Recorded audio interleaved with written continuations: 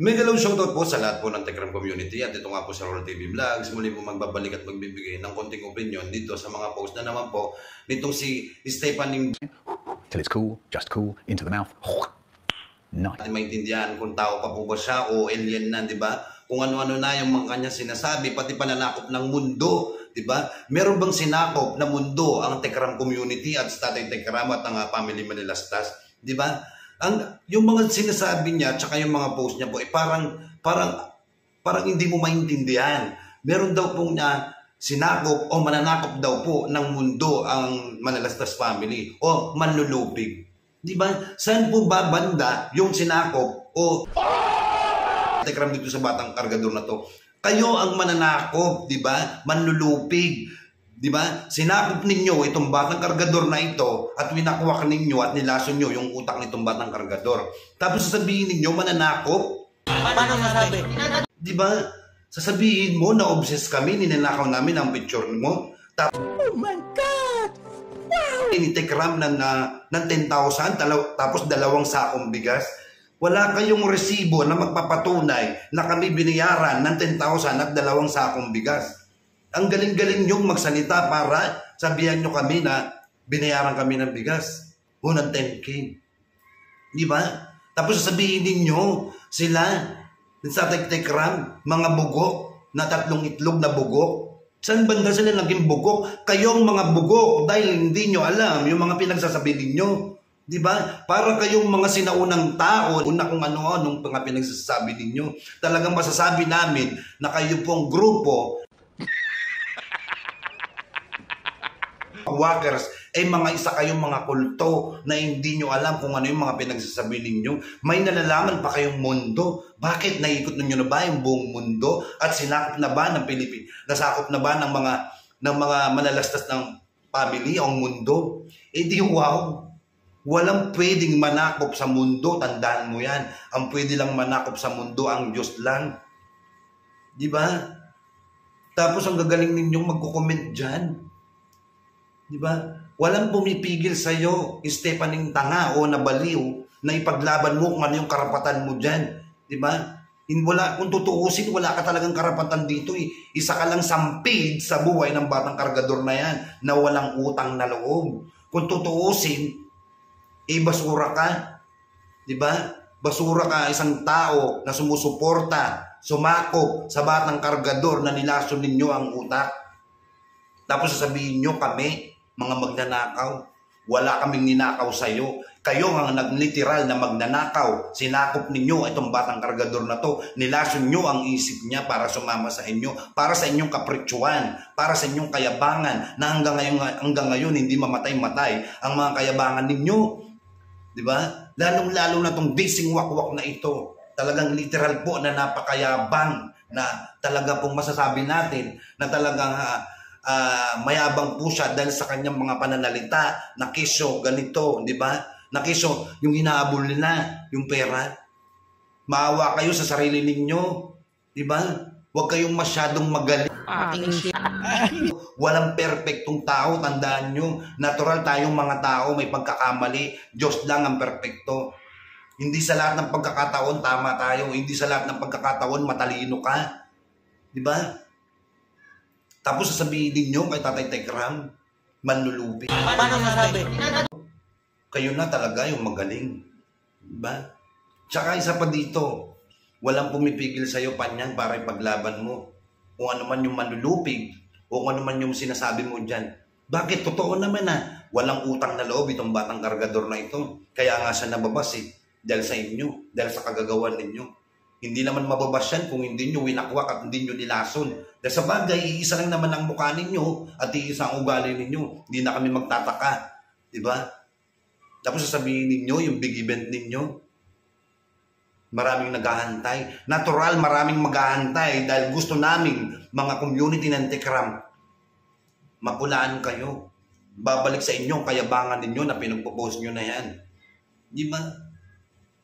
Tapos, makapagsalita kayo ng mga magnanakaw.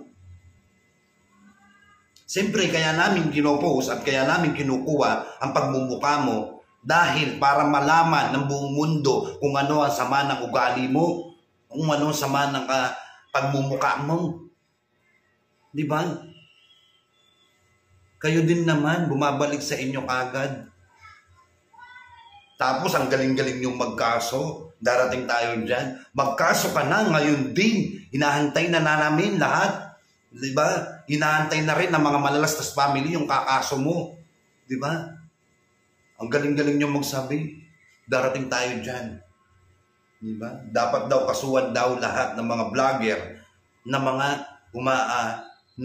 nanlahit ng alipusta dito sa Batang Kargador na to. Natural, kaya namin nilalait at inaalipusta itong Batang Kargador na to dahil sa inyo din. Kayo mismo ang gumawa kung bakit namin nilalaipusta o kung bakit namin siya binabas. Diba? Dahil dito nga siya nakilala sa social media o sa SOCMED. Dapat tanggapin niya kung ano yung consequences dahil siya mismo ang gumawa. Diba? Pagkatapos siyang mahalin, pagkatapos siyang bihisan, ganun lang isukli niya kay Tatay Tekram at sa mga malalastas family. Kayo ang mga literal po na walang utak, walang isip. Alam na ng lahat yun! Ang gagaling ninyo magsalita. Pero hindi kayo din naman ang kumikita dito sa Batang Kargador na to. Na sinasabi ninyo, pinagkakitaan siya ni Tekram. Hindi siya pinagkakitaan, kayong kumita. Di ba? Kaya nga laging ginagamit ni Desing Wakwak eh.